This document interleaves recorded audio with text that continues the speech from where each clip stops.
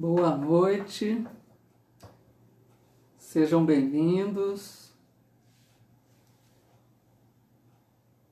Estamos iniciando a nossa live de hoje pela Sociedade Espírita Allan Kardec, da cidade de Ribeirão Preto.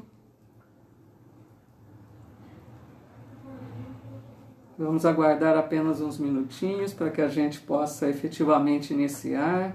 Boa noite.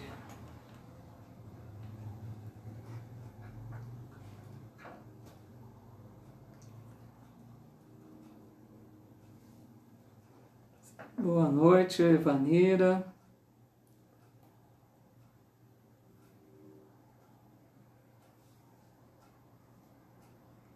Estamos iniciando, aguardando só uns minutinhos para que algumas pessoas possam acompanhar conosco. Boa noite, Douglas, seja bem-vindo.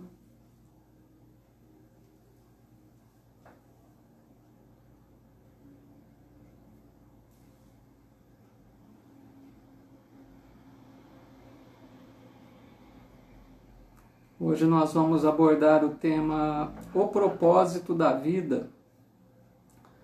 Vamos tentar refletir sobre a importância da nossa vida, qual o sentido da vida e o que a doutrina espírita nos orienta para que a gente procure viver da melhor maneira a nossa vida. Boa noite, Laura, a Vera Lígia, Josimar, a Neuza Marquesola, Malu Valério, que bom, pessoal todo aí nos acompanhando, a Rosângela. Eu quero então, inicialmente, agradecer muito o convite generoso feito pela Sociedade Espírita Allan Kardec, cidade de Ribeirão Preto. É uma alegria para mim poder retornar, estar aqui falando com vocês hoje. Agradeço muito o amigo André Zola, que nos fez o convite. E vamos então nos preparando para iniciar mais essa reflexão. Convido vocês para que juntos nós possamos agora então fazermos a nossa oração, buscando contato maior com a espiritualidade amiga, buscando sentir a presença desses mensageiros do bem que estão a nos envolver nesse momento. Então rogamos ao Mestre, amigo, irmão maior Jesus, que nesta hora especial em que nos reunimos em seu nome, possamos todos nós, nas mais diversas localidades, sermos amparados pelos amigos espirituais. Que a gente possa sentir a doce presença desses amigos ao nosso lado. E que as reflexões que faremos esta noite possam repercutir em nós, tocar o nosso coração, fazer com que nós pensemos a respeito, já que é um tema bastante importante sobre a nossa vida, e que assim, com as bênçãos do Cristo, nós possamos sentir dessa paz e possamos aproveitar esses momentos que passaremos juntos, falando sobre a mensagem do Evangelho de Jesus. Obrigado, Senhor, por mais esta oportunidade que nos concede. Em Teu santo nome, iniciamos a nossa atividade da noite.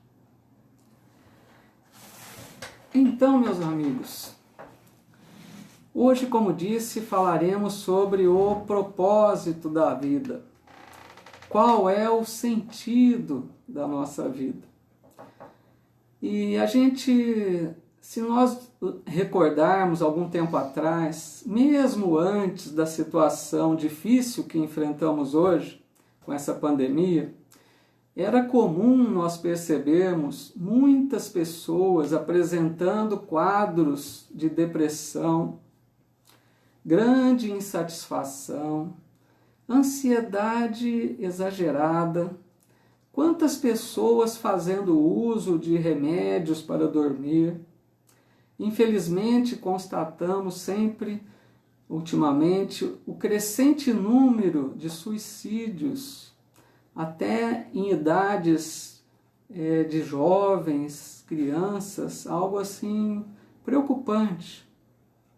Então a nossa intenção é tentar refletirmos um pouco sobre como levar a nossa vida de uma maneira de acordo com o Evangelho, de acordo com as leis divinas, para que a gente viva de uma forma feliz e de uma forma proveitosa e coerente com os princípios que regem a vida.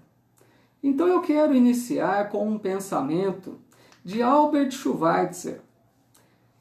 Um minutinho antes, falando um pouquinho sobre ele, que foi uma personalidade importante. Albert Schweitzer, que desencarnou no ano de 1965, ele foi teólogo, filósofo e um médico alemão. Então, Albert Schweitzer, ele se formou em teologia e filosofia inicialmente. E ele trabalhava em uma das mais conceituadas universidades da Europa. Então, era uma pessoa que estava muito bem colocado no mercado de trabalho, desempenhando a sua função que ele fazia com amor. Mas, em determinado momento da sua vida, ele percebeu, ele voltou a sua atenção para o continente africano. Ele percebeu a carência que os africanos mostravam com relação principalmente à assistência médica. Então esse homem que já tinha a sua colocação, já era uma figura destacada na área em que atuava, ele iniciou um novo curso. Ele começou a estudar medicina, já pensando nessa missão de atuar junto àquela comunidade tão carente. Então Albert Schweitzer, depois de 6 anos que se formou, ele casou-se e mudou para a África. E lá ele se dedicou inteiramente a cuidar dos africanos carentes, oferecendo o seu trabalho através da medicina e ensinando o Evangelho também, porque ele era um teólogo, um pastor. Então ele se dedicava intensamente, apesar de todas as dificuldades enfrentadas com o clima hostil, com os recursos deficientes, e ele, apesar de tudo, foi dedicando a sua vida para atender aquele povo tão carente. E esse homem recebeu o Prêmio Nobel da Paz no ano de 1952. Então disse esse homem admirável, o pensamento que ele apresenta, que eu quero refletir aqui com vocês, é o seguinte. Diz ele: a tragédia não é quando um homem morre. A tragédia é o que morre dentro de um homem quando ele está vivo. Olha que frase profunda para pensarmos. Então a gente vai refletir o que será que pode morrer dentro de nós que seria uma tragédia. Vocês podem pensar algumas coisas aí. Eu vou elencar aqui 3 que pensei nessa situação. Eu penso que jamais deveríamos deixar morrer em nós a esperança. Esperança de dias melhores, de uma fase melhor, de uma vida coerente e boa. Mas aqui quero me lembrar do importante professor e filósofo Mário Sérgio Cortella, que ele diz para a gente que não há esperança do verbo esperar, mas sim a esperança do verbo esperançar. Porque a esperança do verbo esperar É quando a pessoa diz: eu espero que a minha vida melhore, eu espero que eu consiga um bom emprego, eu espero que eu melhore de saúde, mas a pessoa fica na espera. Ela fica esperando como se caísse um milagre dos céus e resolvesse o seu problema. Então Cortella nos lembra que a esperança do verbo esperançar é aquela que nós acreditamos, esperamos algo de bom em nossa vida, mas que nós fazemos tudo o que está ao nosso alcance para conseguirmos essa nossa meta, esse nosso objetivo. Então é uma esperança ativa. Uma outra coisa que jamais deveríamos deixar morrer na vida seria o amor pela própria vida, a alegria de viver.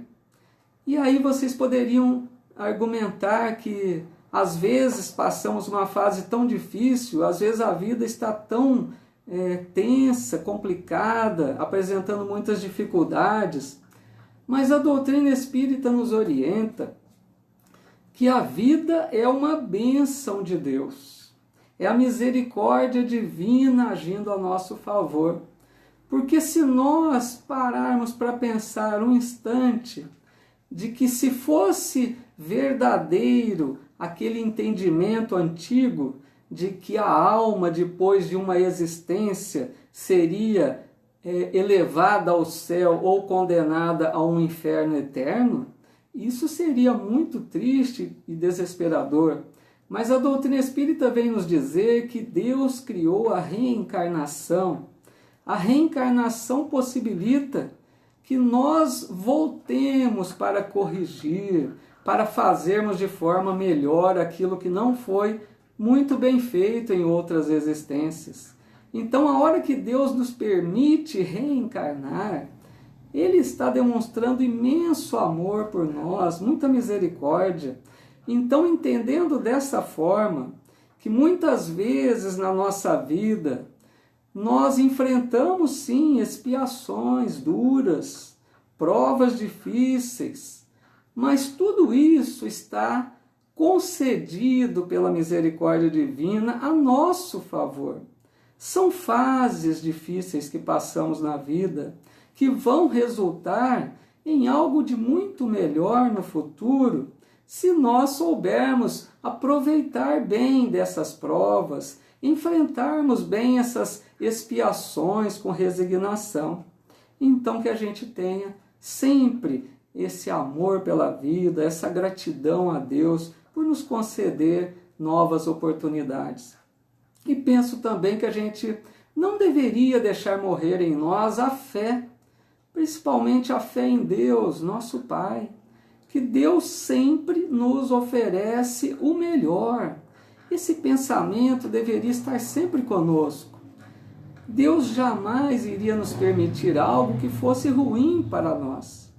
O que às vezes nós enfrentamos desnecessariamente são situações que nós buscamos com a nossa negligência às vezes. Muitas vezes nós agimos de forma incoerente, indevida, e aí geram dores, problemas, dificuldades que nem estavam dentro da nossa programação reencarnatória. Por isso Kardec fala das causas atuais das aflições. Muitas vezes sofremos desnecessariamente por causa das nossas decisões, das nossas escolhas infelizes. Mas o que Deus nos oferece e nos permite, através das expiações ou reencarnações, é sempre para o nosso bem. Deus é o Pai infinitamente amoroso, nos ama a todos incondicionalmente. Lembro Jesus quando ele disse: qual é o pai que se o filho lhe pede pão, ele lhe dá uma pedra? E qual é o pai que se o filho lhe pede um peixe, lhe dá uma serpente? Continua Jesus: se vós, que sois homens maus, dais coisas boas a vossos filhos, quanto mais Deus, vosso Pai que está nos céus. Então que a gente mantenha sempre viva em nós a esperança, o amor pela vida e a fé em Deus nosso Pai.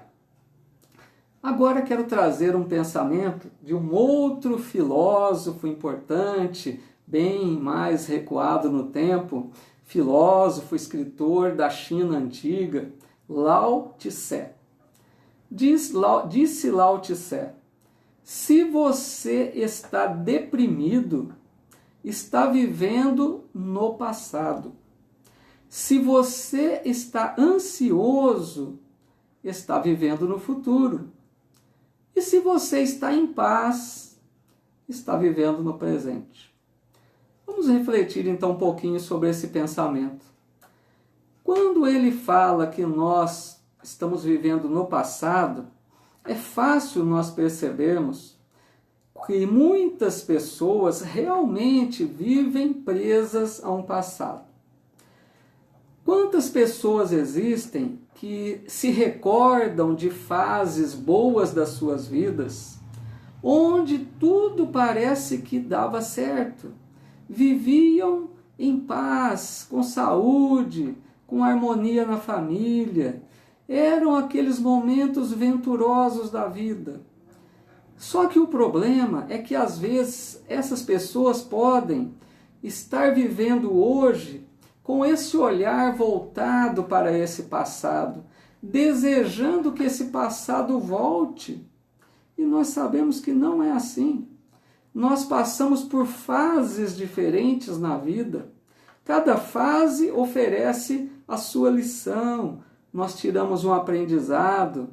Então, se nós ficarmos voltados a essa situação agradável que vivemos, desejando que volte, realmente vamos ficar deprimidos, como diz Lao Tse. Por outro lado, lembramos também de outras pessoas que vivem presas a um passado por motivo de culpa. Vivem atormentadas, paralisadas, porque não conseguem avançar na sua vida, presas a um erro que cometeram, que se arrependem profundamente daquele erro. Mas o que a doutrina espírita nos orienta é que sigamos a nossa vida. O que já passou não tem como corrigirmos imediatamente. Vamos sim corrigir através das reencarnações, mas que a gente não fique lamentando esse passado, essa culpa, essa situação ruim que paralisa às vezes a nossa atividade no momento presente. Se nós pensarmos agora no futuro, como diz ele, realmente muitos também vivem o seu momento presente sempre projetando algo para o futuro. Aquelas pessoas que às vezes dizem: ah, mas eu tenho muitos planos na minha vida, só que eu vou esperar quando eu me aposentar. Ou então eu espero assim que eu me casar, ou quando melhorar a minha condição financeira. Então essa pessoa fica esperando acontecer algo na sua vida, que será no futuro, para que ela possa realizar algo no momento presente. Outra situação ruim também, que atrapalha a vida da pessoa, porque essa pessoa não vai realizar nada. Sempre ela está esperando o futuro, sempre está projetando algo para frente. Então, diz Lao Tse, que quem está vivendo no futuro está ansioso, realmente é isso que acontece, sempre esperando algo. E ele diz que se a gente vive no presente, então, estamos em paz. A ideia é que nós vivamos o momento presente, que a gente possa viver o hoje. Mas aqui também tem um alerta importante, porque não basta só vivermos o momento presente. A gente corre o risco de cairmos no automatismo. O que seria isso? Quando a pessoa leva aquela vida mecanizada, ela nem percebe o que está fazendo, ela vai naquela correria da vida, como diz aquele cantor, até se não me engano, Zeca Pagodinho, deixa a vida me levar, vida leva eu, né? Então, olha que situação, deixa a vida me levar, Quer dizer, nós temos que ter as rédeas da nossa vida. Devemos traçar objetivos para que nós busquemos alcançá-los. A gente precisa ter na nossa vida sempre metas a alcançar. O que nós estamos buscando na vida, aí que é o diferencial. Nós estamos sim vivendo hoje, mas sempre com objetivos, sabendo diferenciar o que nós elencamos como mais importante na nossa vida, o que é que nós damos prioridade. E André Luiz, no livro No Mundo Maior, Psicografia de Chico Xavier, ele faz uma análise bastante interessante sobre o cérebro. E ele fala realmente que poderíamos enxergar o cérebro dividido em 3 regiões, quando nós focamos mais no passado, no futuro ou no presente. Então ele traz uma frase que é bastante interessante, que ele fala mais ou menos assim, que o ideal seria o equilíbrio, que a gente pudesse se valer das conquistas passadas, orientando os nossos serviços presentes e com a visão de futuro, com idealismo, com esperança de atingirmos algo promissor, mais elevado. Então, tirando lições do passado, atuando com essas lições do presente, sem perder de vista a nossa meta, o nosso objetivo que pretendemos alcançar. Tudo isso de uma forma bastante coerente. Eu quero agora falar com vocês. Eu sei que muitos de vocês já ouviram, às vezes, mais de uma vez essa história, mas ela se encaixa bem de acordo com a nossa reflexão aqui de hoje. Eu quero falar rapidamente para vocês da história de Jerônimo Mendonça, aquele que ficou conhecido como o Gigante Deitado. Então, Jerônimo Mendonça, que na sua juventude chegou a ser até um atleta, uma pessoa bastante saudável, ainda na juventude ele começou a ter um sério problema de que seu corpo começou a paralisar. Ele foi ficando de uma forma tão sem movimentos que paralisou o corpo completamente. E Jerônimo passou a viver deitado em uma cama ortopédica. Ele não tinha movimentos em seu corpo. E ele, depois de algum tempo, ainda perde a visão, começou a apresentar problemas cardíacos. Então Jerônimo dizia que felicidade para ele era poder virar-se de lado na cama. Olha a situação aflitiva desse homem. E acontece que em meados dos anos 60, quando Jerônimo ainda enxergava, ele teve uma hemorragia muito forte. E os seus amigos ficaram muito preocupados, porque os médicos diziam que ele corria risco de morte. Então os amigos, que sabiam que ele era muito amigo de Chico Xavier, resolvem levá-lo até Chico. E tomaram todos os cuidados, conseguiram até levá-lo de avião, porque o quadro era delicado. Envolveram Jerônimo em um lençol e levaram até Chico. Eles pensavam assim, quem sabe Chico poderia até ajudá-lo de alguma forma, ou ao menos serve para ele se despedir do amigo caso venha desencarnar. Então, quando chegam lá e Chico vê Jerônimo envolvido naquele lençol ensanguentado por causa daquela hemorragia, o Chico tranquilamente pediu para aquelas pessoas que estavam ali, aqueles amigos que estavam juntos, que fossem até Jerônimo e que lhe dessem um beijo no rosto. Então assim foram fazendo. Cada um chegava próximo a Jerônimo, beijava seu rosto e ele sentia aquela vibração, aquela energia boa que eles transmitiam. Por último, foi Chico também, lhe deu um beijo e em seguida Chico estendeu a sua mão sobre o abdômen de Jerônimo. Ficou um tempo ali e assim, em pouco tempo, aquela hemorragia cessou. Ele ficou tão bom que Chico até pediu para que ele fizesse o evangelho naquela noite, naquela reunião dos amigos na casa espírita. Então depois vem a explicação de Chico para o que tinha acontecido com Jerônimo. E ele disse que Jerônimo aceitou o coitadinho.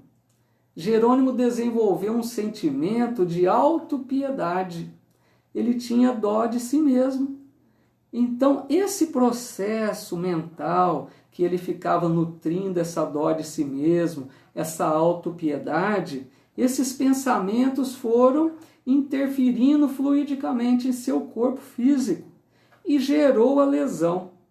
Então Chico disse para ele: vença o coitadinho, meu amigo. Tenha bom ânimo, alegre-se, cante. Não deixe que as outras pessoas sintam piedade de você. E Jerônimo então seguiu esse conselho de Chico e viveu ainda por mais quase 30 anos. E o interessante é que Jerônimo aproveitou tão bem a sua existência que ele fazia palestras espíritas deitados nessa sua cama ortopédica. Ele era levado, colocado em sua cama lá para que todos o vissem, e ele falava deitado para as pessoas, sempre passando uma mensagem de entusiasmo, de alegria, de bom ânimo. As pessoas chegavam junto dele para consolá-lo e saíam consoladas por ele. Então a história desse homem exemplar, que tinha todos os motivos para reclamar da sua vida, ele deu uma grande lição para todos nós. Agora então nós vamos buscar no Livro dos Espíritos qual é a informação que poderíamos colocar aqui de acordo com essa nossa reflexão. Na questão 642 do Livro dos Espíritos, pergunta Allan Kardec: para agradar a Deus e assegurar sua posição futura, bastará que o homem não pratique o mal? E os espíritos superiores então respondem: não.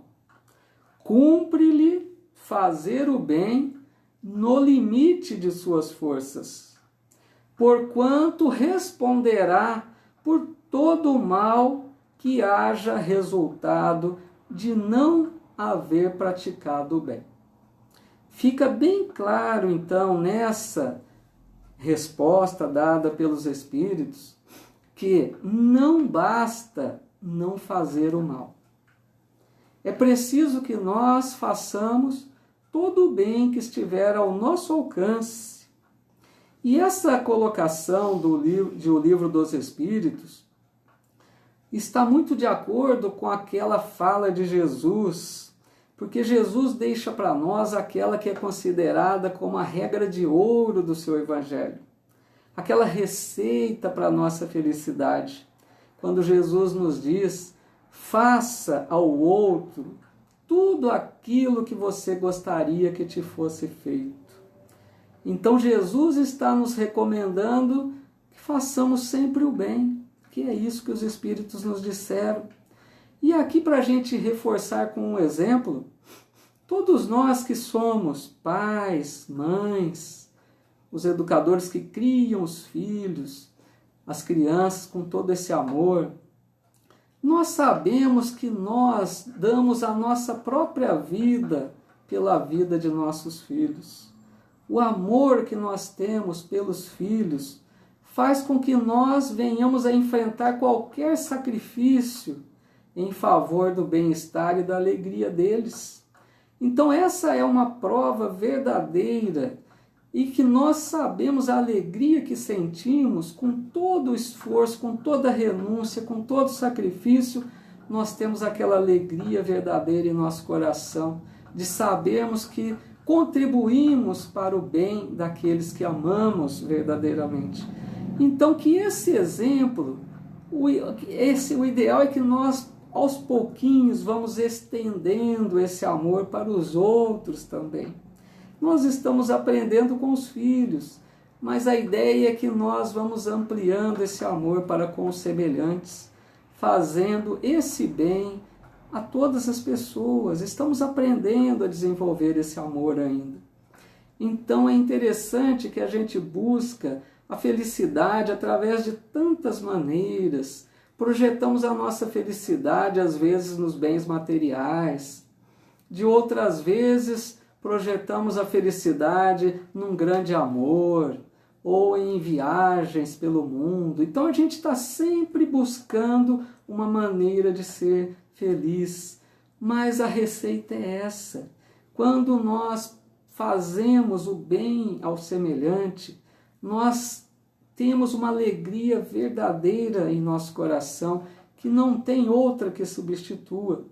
Então não quer dizer que nós precisamos fazer grandes obras, precisamos ser aquelas pessoas que façam um destaque no mundo com obras de caridade. Não precisa. O importante é que a gente se coloque à disposição para ser útil de alguma forma ao semelhante. Às vezes são pequenos favores, às vezes, quando possível, quando não nessa época, mas visitarmos aqueles que estão solitários, enfermos. De outras vezes é ouvir alguém que está carente, preocupado com alguma aflição. Então são tantas formas que nós temos para fazermos o bem. Importante é que a gente tenha esse interesse, esse objetivo. Que bom seria, não é? Se nós acordássemos todos os dias pensando nesse propósito, nesse objetivo. Como eu posso hoje ser útil ao meu semelhante? O que eu posso fazer hoje para aliviar um pouco a dor do outro?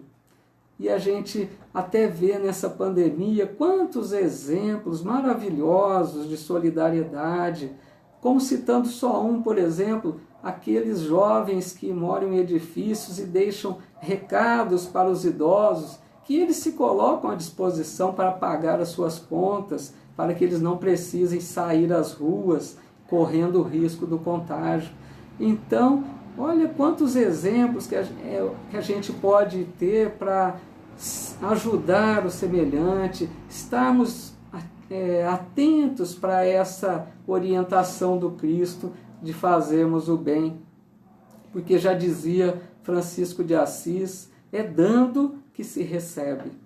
E Divaldo sempre diz também nas suas palestras que quem é solidário jamais será solitário. Então isso é da lei divina, que a gente tenha isso sempre conosco. Quero agora lembrar um pensamento de um outro filósofo, teólogo, agora um francês, Teilhard de Chardin. Disse então Teilhard de Chardin: não somos seres humanos vivendo uma experiência espiritual, mas sim nós somos seres espirituais vivendo uma experiência humana. Olha que interessante essa colocação desse filósofo, totalmente de acordo com a doutrina espírita, que vem nos mostrar, vem nos oferecer essa verdade, esse presente maior da imortalidade. Nós somos espíritos imortais. Nós viveremos sempre. Você já parou para pensar que você não vai morrer nunca? Porque às vezes nós falamos como se fôssemos o corpo. Quem morre é o nosso corpo. Nós atravessamos essa fase da morte do corpo, mas nós continuamos sempre, vamos viver para a eternidade. Isso é o maior presente que Deus nos oferece. Então o Espiritismo vem nos falar para que a gente reflita de onde viemos, para onde vamos, o que estamos fazendo aqui. Então essa proposta vai nos levar a perceber o verdadeiro sentido da nossa vida. Entendermos que somos espíritos imortais. Só que não basta nós estarmos cientes disso.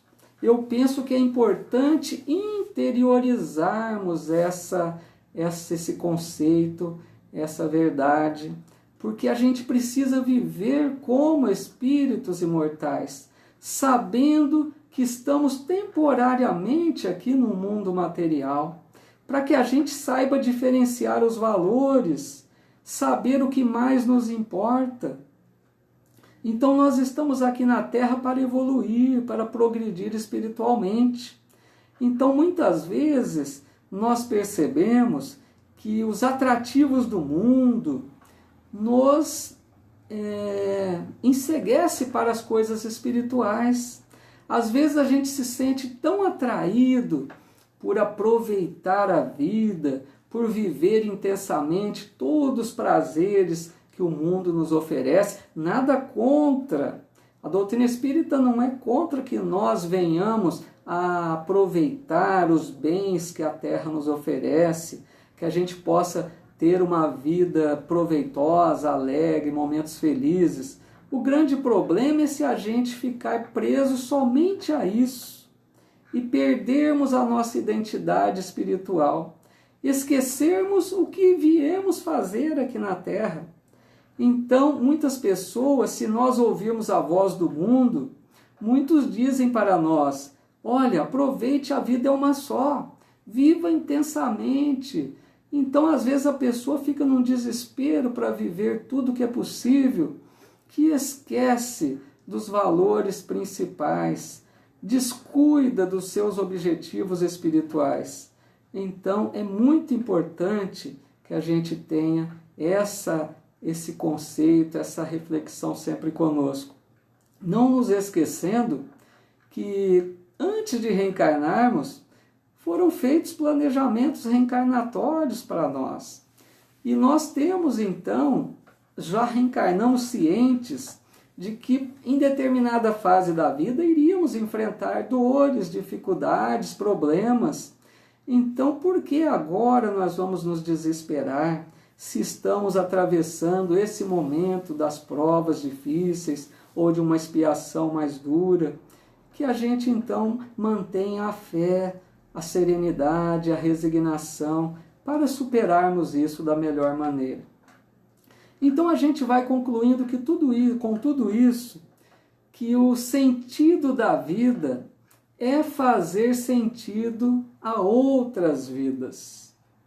O importante é que a gente possa viver de uma forma que sejamos importantes na vida de alguém, que a gente possa fazer a diferença na vida de alguém, que a gente possa ser lembrado como aquela pessoa que contribuiu de alguma forma para que essa pessoa encontrasse uma condição melhor.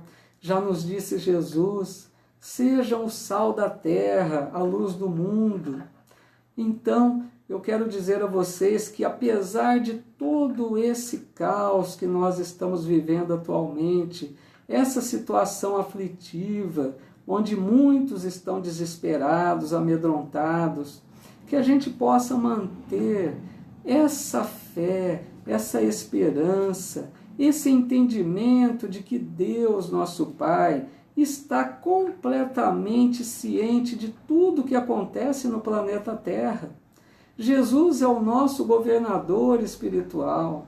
Ele acompanha todo esse desenrolar que nos aflige nesse momento.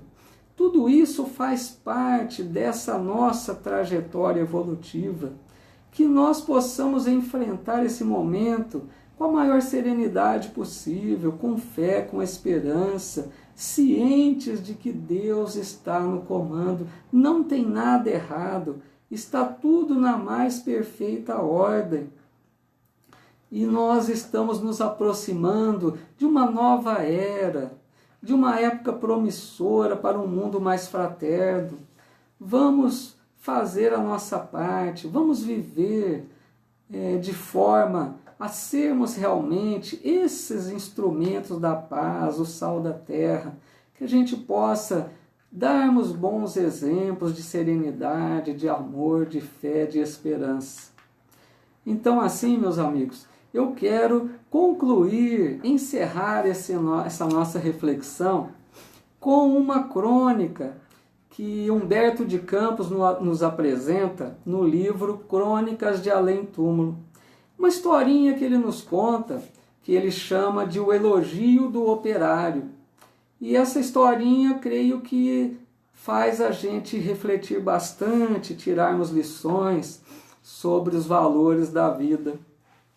Então nos diz Humberto de Campos que certa vez chegaram às portas do céu um político, um soldado e um operário. E eles foram então recepcionados pelo anjo Gabriel, que era aquele que cuidava da segurança do paraíso. Então o anjo Gabriel procurou conversar com cada um desses homens, procurando se inteirar sobre como viveram as suas vidas, o que eles fizeram de bom para que eles merecessem o paraíso. Então, depois de conversar bastante com cada um deles, o anjo Gabriel foi até Jesus pedir a devida autorização. Então Jesus, já ciente de que o anjo Gabriel havia se inteirado de tudo, ele já pergunta para que Gabriel fale a ele como viveu o político. Então o anjo diz a Jesus: bem, Senhor, quanto a esse homem, trata-se de uma criatura de elevado nível cultural. Foi um homem dedicado no trato das leis. Ele viveu, dedicou-se bastante nos bastidores da administração pública. E no momento do seu funeral, esse homem recebeu importantes homenagens daquelas pessoas que eram gratas por toda a sua vida. Então Jesus pergunta ao anjo, algo entristecido: Gabriel, será que esse homem vivia de acordo com as leis que ditava para o povo? Será que esse homem teria observado a prática do bem na sua vida?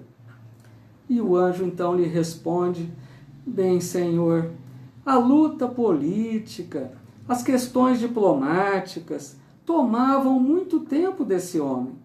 Ele não teve assim condições de se inteirar bem da sua palavra, dos seus ensinos.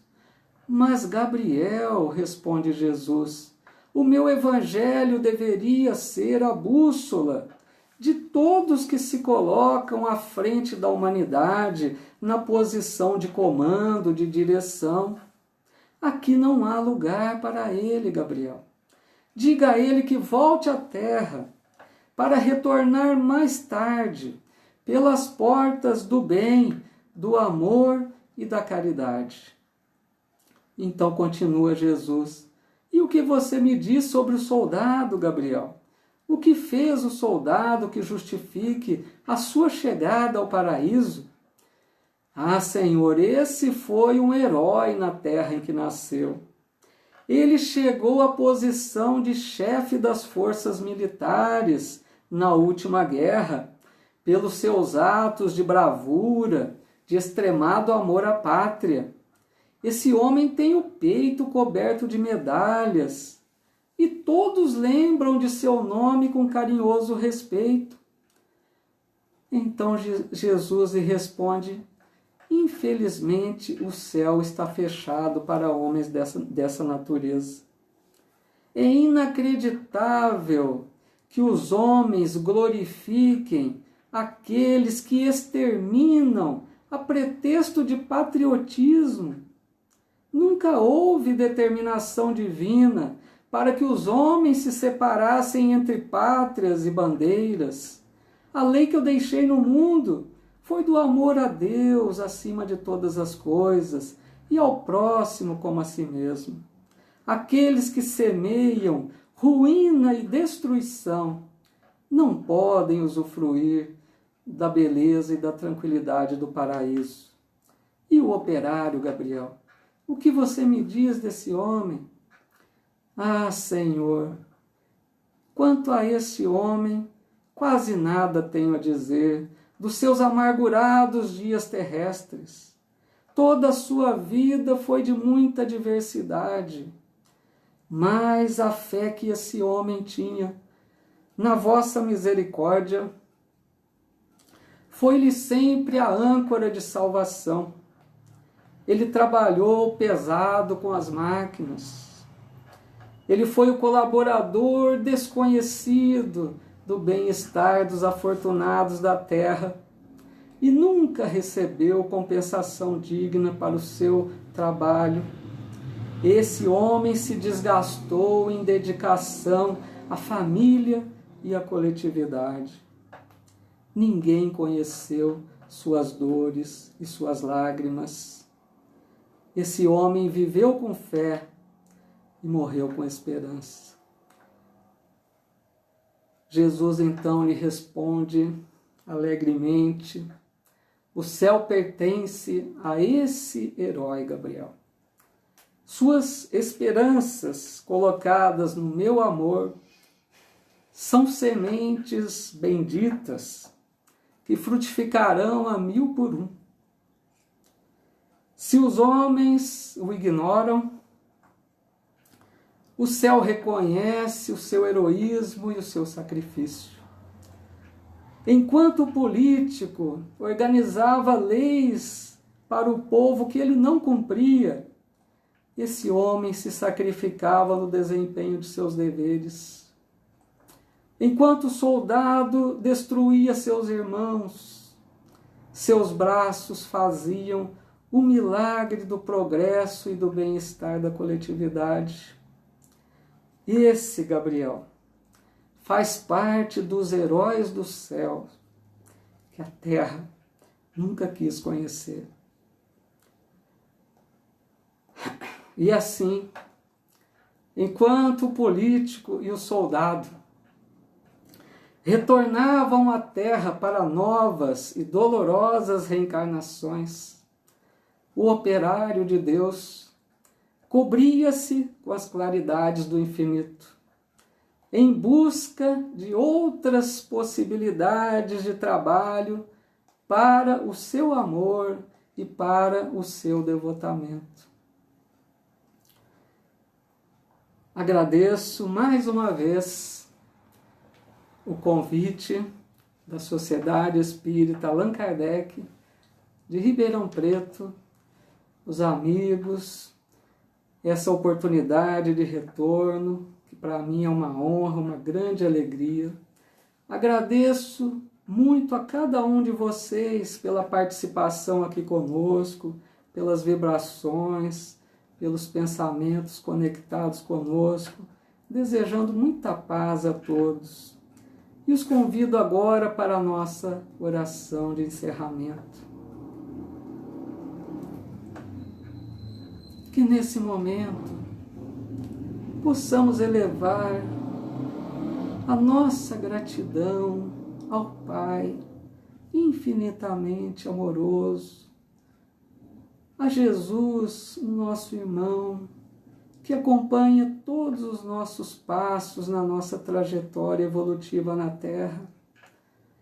Agradecer profundamente pela nossa vida, por todas as bênçãos que recebemos, por esse momento abençoado que desfrutamos de alguns minutos, recebendo esse amparo dos amigos espirituais que nos envolvem nessa paz, nessa alegria. Então a nossa gratidão por essa bênção, por mais essa oportunidade que a Sociedade Espírita Allan Kardec está sempre oferecendo, essas oportunidades onde nós entrelaçamos os pensamentos, onde nós buscamos aprender cada vez mais, interiorizar esses conceitos.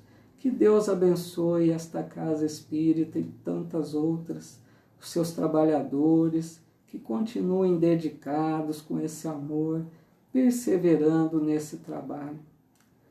Que cada um de vocês tenha uma excelente noite, com muita paz, muita harmonia em seus lares, Muito obrigado pela atenção. Uma boa noite. Deus abençoe a todos.